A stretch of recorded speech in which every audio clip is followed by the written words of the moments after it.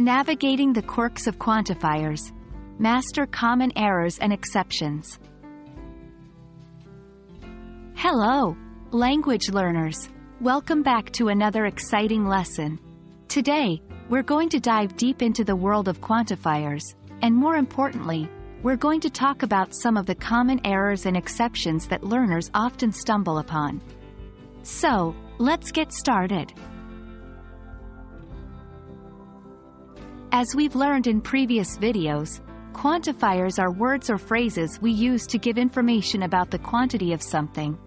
How much or how many. They include words like many, much, all, some, few, and so on.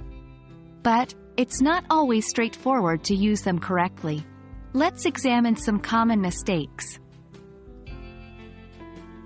1.1. Much versus many. One common error involves confusing much and many. Remember, we use much with uncountable nouns and many with countable nouns. For instance, you'd say, many apples are red, but much water is needed to stay hydrated. 1.2. Few versus a few, and little versus a little. Another common area of confusion lies between few and a few, or little and a little. While they may sound similar, their meanings are quite different.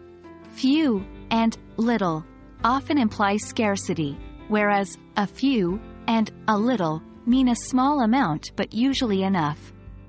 Compare, a few friends visited me, which sounds positive, with few friends visited me, which suggests disappointment.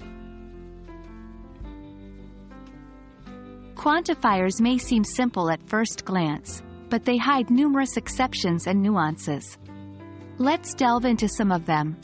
2.1. Quantifiers without of. In some cases, we can use quantifiers without of. Usually, we can do this with pronouns and determiners.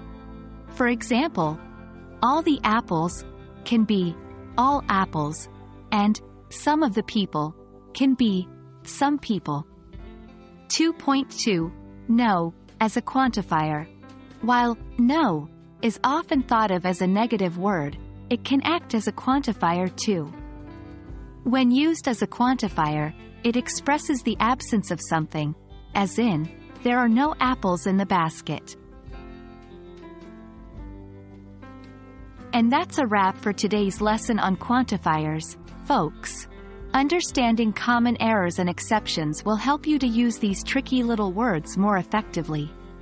Remember, mastering a language is a journey filled with trials and errors. Don't be afraid to make mistakes. They are stepping stones towards proficiency.